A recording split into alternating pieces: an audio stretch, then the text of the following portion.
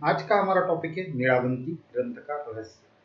अगर आप सच में जानना चाहते हैं नीलावंती पढ़ने के बाद लोग पागल क्यों हो जाते हैं, ऐसा क्या होता है कि उनको कुछ हार्म होता है, तो ये सब चीज़ें जानने के लिए हमारे साथ एंड तक बने रहिए और हमारे यूट्यूब चैनल को सब्सक्राइब करना ना भूलिए। तो हम नीलावंती ग्रंथ के रहस्य के बारे में अभी जानेंगे। यह है क्या? नीलावंती मेरे बहुत से नज़दीक वाले लोगों ने पढ़ा है, उनके नाम नहीं बताऊंगा, बट पढ़ा है। और उसमें उसको पढ़ने के बाद कुछ लोगों को वो विद्या अवगत भी है और कुछ लोगों को बहुत बुरा हाल है। तो फिर ये ऐसा क्यों होता है? तो नीलावंती क्या है? नीलावंती एक ऐसी कहानी है जो तांत्रिक जो यक्षिणी थी, इसकी ये कहानी है।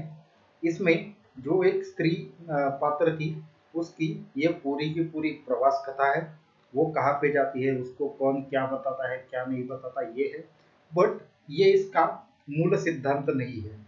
ये जो इस लीलावंती जो है ग्रंथ की, तो वो एक शक्ति स्वरूप है।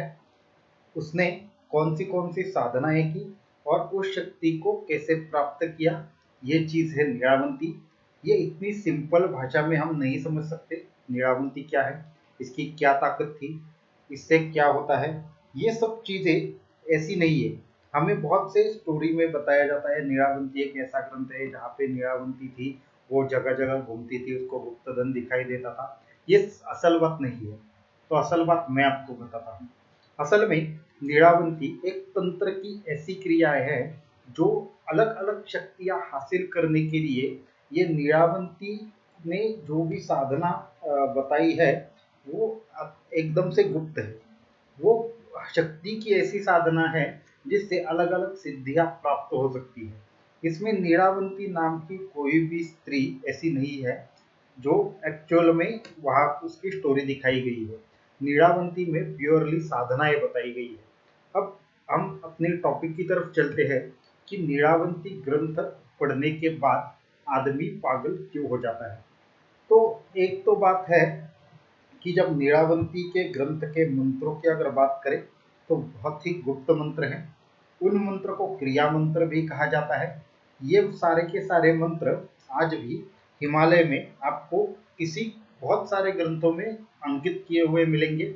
उसे एक अलग से प्रयोग शास्त्र के नाम से जाना जाता है। वो प्रयोग शास्त्र का ग्रंथ है नीलावंती। ये प्रयोग शास्त्र का जो ग्रंथ है वो पढ़ने के लिए अधिकारी पुरुष की जरूरत होती है या फिर सिद्ध पुरुष की। पुरुष मतलब मुझे यहाँ पे सिद्ध लोगों की जरूरत पड़ती है, चाहे वो पुरुष हो या स्त्री हो। तो उनके सिवाय इस मंत्रों को पढ़ने का अधिकार किसी को नहीं होता।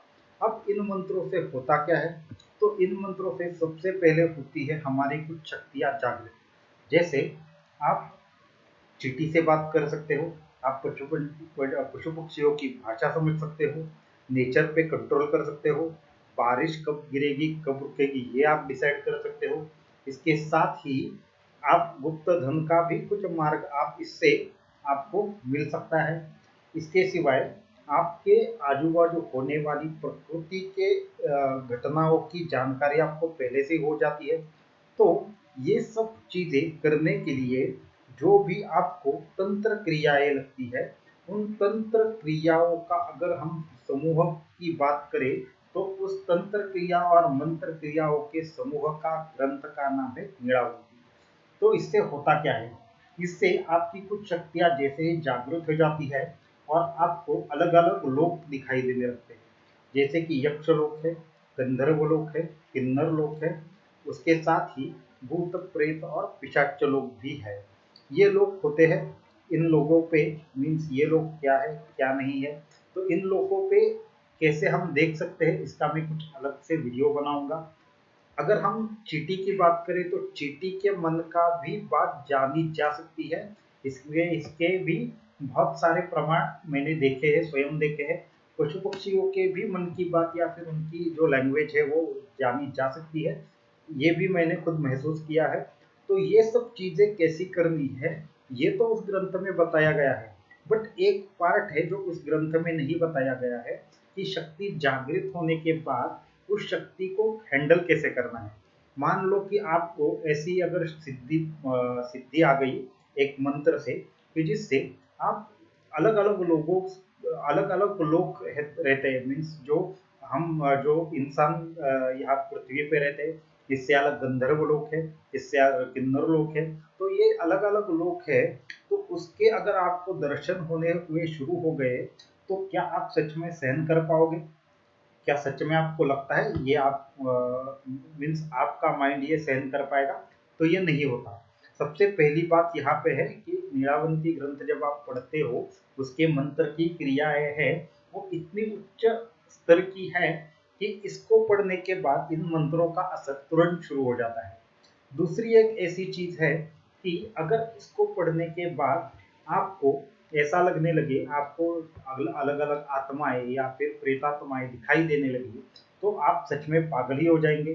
तो ये एक दूसरा रीजन है कि जो लोग ये मंत्र पढ़ते हैं, तो दो दो चीजें हैं। एक ऐसे मंत्र है जिन पर वैदिक कुछ अनुष्ठान क्रियाओं से उन मंत्रों को जागृत किया जाता है और उसके बाद उसका विनियोग होता है, ये एक वैदिक मंत्र हुए। लेकिन ये सिद्ध मंत्र है, उसमें इसमें आपकी लेवल चाहे कोई भी हो, बट ये मंत्र काम करते हैं, ये क्रिया मंत्र है, मैंने पहले ही बताया। तो ये इतने भयंकर मंत्र है कि अगर आपकी वो लेवल ना भी हो, आपको मंत्र वो सिद्ध ना हो, फिर भी आप बोलोगे और ये अपना काम शुरू कर देंगे। बट मंत्र की सिद्धि की जरूरत क्यों पड़ती है? वो शक्ति जागृत होने के बाद उसको अगर हैंडल करना है तो इसके लिए इन मंत्रों के जागरण की विधि के साथ साथ उनको इस्तेमाल करने की विधि रहती है। वो विधि इस ग्रंथ में नहीं दी गई है, तो उसकी वजह से लोग पागल हो जाते हैं। एक तीसरा है कि इससे इस ग्रंथ को पढ़ने के बाद कुछ इसमें अंजन बनाने की प्रक्रिया है। वो अंजन क्या है? तो वो अंजन एक ऐसी कुछ जड़ी बूटियों और मंत्रों का मिश्रण है जिससे आपको विविध प्रकार के गड़े हुए धन रहते हैं या फिर बाकी चीजें रहती है। कुछ यक्ष गंधर्व को देखने की शक्ति है, परलोक को देखने की शक्ति है, ये सब शक्तियां प्राप्त होती है। जब आप इन यक्ष गंधर्वों को देखते हो तो उनको इस बात का आभास जरूर होता है और वो नहीं पसंद करते अगर आप उनको देखें। आप उनको वश में करेंगे मंत्र तंत्र से तो ये मुमकिन नहीं है। उनकी शक्तियों को आप उनकी शक्तियाँ आपको ज्ञात नहीं है।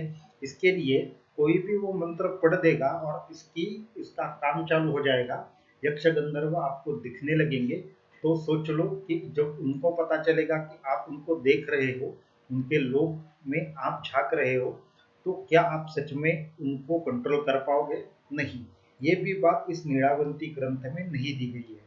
उसके बाद जब भी आप गड़े हुए धन को देखते हो तो उसके साथ ही उसका श्राप भी आप तक पहुंच जाता है। ये सारे जो गुप्त धन है, गुप्त रास्ते हैं, इन सभी पे कुछ ना कुछ श्रापित चीजें रखी हुई होती है क्योंकि उन तक कोई आसानी से पहुंच नहीं पाए।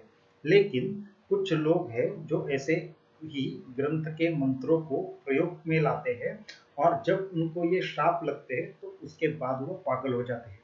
तो ऐसे बहुत सारे रीजन है जिसके बाद ये नीलावंती ग्रंथ एक रहस्यमय ग्रंथ हो गया। ये देखने के लिए दुर्लभ है क्या? हाँ, सच में ये दुर्लभ है। इसके मंत्रों को समझना कठिन है क्या? हाँ, सच में कठिन है। पर इसके कुछ ऐसे मंत्र है या फिर ऐसी विधियां है जो एकदम आसान भी है। आप पशु पक्षी या फिर आप अगर मैं बात करूँ चींटियों की, तो चींटियों के मन की बात या फिर भाषा इससे समझना बहुत ही आसान हो जाता है। तो ऐसी कुछ विधियां मुझे भी मालूम है, बट ये यहाँ पे उजागर नहीं कर सकते। तो फिर ये सब जो सारी चीजें हैं वो उनकी वजह से नीलावंती ग्रंथ को शापित कहा जाता है। ये तो बहुत गलत बात है। ये कोई ग्रंथ शापित नहीं है। इससे पढ़ने के बाद आपको अलग अलग ज्ञान हो सकता है। अलग अलग आत्माओं से बात करके आप अलग अलग लोगों का ज्ञान प्राप्त कर सकते हो। भूलोक है, भूलोक है, स्वाहालोक है, महालोक है, तपा है, स्वर्गलोक है। इन सभी के दरवाजे पृथ्वी पर मौजूद है। उन सभी के दरवाजों का और रास्तों का पता लगाना इस ग्रंथ को जो सिद्ध कर ले उसके बाद ये पॉसिबल है। बट नीलावंती ये सिर्फ आधी जानकारी है। इस आधी जानकारी को पूरा समझने के लिए और कुछ तंत्र क्रियाओं की जरूरत पड़ती है। वो तंत्र क्रिया है अभी जो आती है वो गुरु के माध्यम से आप तक पहुंच सकती है।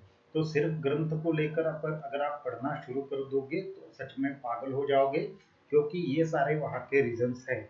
मैं कुछ ऐसे लोगों को जानता हूँ, जैसे कि मैंने वीडियो के स्टार्टिंग में बताया था, कि जिन्होंने ये नीलावंती ग्रंथ पढ़ के बहुत सारी विद्याएं हासिल कर ली।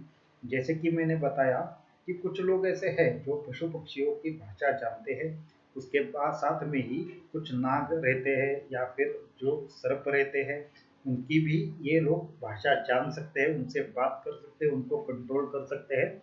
और ये जो पशु पक्षी रहते हैं, जैसे हम इंसानों को अलग तरह का ज्ञान होता है, उसी तरह से बहुत सारी जड़ी बूटियां रहती है, बहुत सारे ऐसे फल रहते हैं जिनके बारे में हमें पता नहीं है, उस बारे में पशु पक्षियों को पता रहता है। खुद की पेड़ों की भी अलग से भाषा होती है। आप कहेंगे कि आपको विश्वास नहीं है, बट आपने अगर कभी फील किया तो पशु पक्षियों के साथ ही कुछ जो हमारे पेड़ पौधे हैं, उनकी भी खुद की एक लैंग्वेज होती है, उससे वो बहुत दूर तक कम्युनिकेट कर सकते हैं। तो ऐसी हजारों पद्धतियों से जो अलग अलग प्रकार के मंत्रों से सिद्धि करने की प्रक्रिया इस ग्रंथ में कैद है। ये ग्रंथ लुप्त क्यों होता गया? क्योंकि इसमें सबसे पहली बात है कि इसमें विधि का ज्ञान किसी और ग्रंथ में है और नीलावंती में सिर्फ इसके प्रयोग है। तो प्रयोगों के लिए जो मंत्र और सामग्री लगती है, उनकी उतना ही ज्ञान नीलावंती ग्रंथ में अंकित है। उसको प्रयोग में कैसे लाना है, उसके लिए आपको क्या तैयारी करनी पड़ेगी, ये सारी की सारी चीजें जहाँ पे लिखित है वो अभी अवेलेबल नहीं है। बट मैं फिर से दोहराता हूँ, हिमालय में कुछ ऐसे लोग हैं, कुछ ऐसे महात्मा हैं, सच में इस नीलावंती या इससे भी बेहतर मंत्रों को जानते हैं। ये सारा का सारा ज्ञान भंडार वहाँ पे है। इनको क्रिया मंत्र कहा जाता है।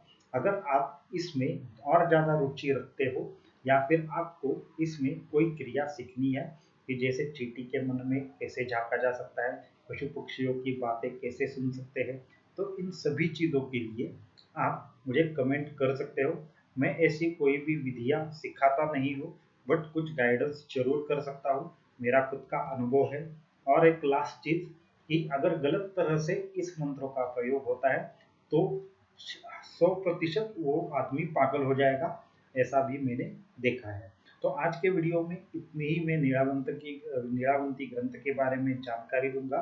और ये वीडियो कैसा लगा वो बताइए, और हमारे साथ एंड तक बने रहिए और चैनल को सब्सक्राइब करना ना भूलिए। धन्यवाद।